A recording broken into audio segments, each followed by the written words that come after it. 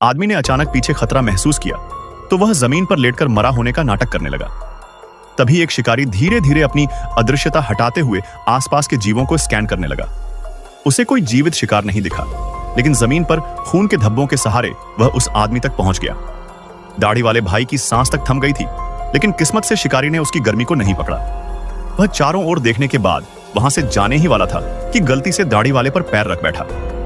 पेड़ के पीछे छिपी लूना बच जाने पर राहत महसूस कर रही थी, लेकिन उसका कुत्ता अचानक दौड़कर बाहर आ गया। शिकारी ने तुरंत बंदूक उसकी ओर तान दी। तभी लूना का भाई आ पहुंचा और जोर से उसकी नकाब पर डंडा मारकर उसे जमीन पर गिरा दिया।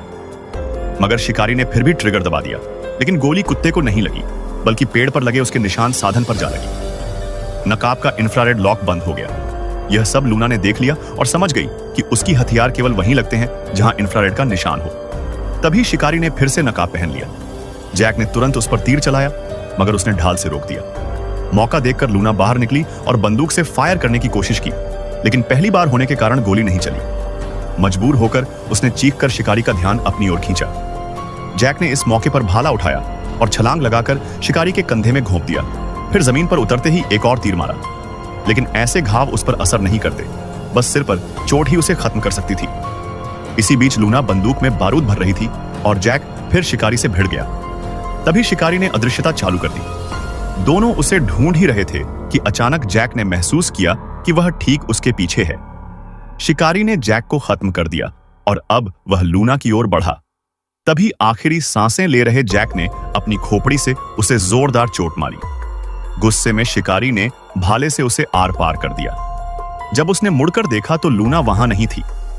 दरअसल वह नदी किनारे पहुंच चुकी थी और खून धोते हुए कसम खा रही थी कि भाई का बदला जरूर लेगी। लूना रात भर आराम करती रही और कुत्ता उसका साथ देता रहा। तभी कुत्ते ने किसी पर नजर टिकाई। लूना ने देखा कि वही शिकारी फिर सामने है। उसने तुरंत गोली चलाने की बजाय बदले की योजना बनाई। वह दौड़कर गया और पत्थर से उसे बेहोश कर दिया। जब वह जागा तो पाया कि उसकी एक टांग काट दी गई है। असल में लूना उसका खून बहाकर शिकारी को बुलाना चाहती थी। फिर उसने शरीर का तापमान कम करने वाली जड़ी बूटी खुद पर लगाई ताकि शिकारी उसे इंफ्रारेड से न देख सके। इस बीच दाढ़ी वाले ने कहीं से एक बंदूक उठा ली, मगर उसमें गोली नहीं थी। यह लूना की चाल थी, क्योंकि शिकारी केवल खतरनाक जीवों को ही मारता था। थोड़ी देर में शिकारी खून के निशान के सहारे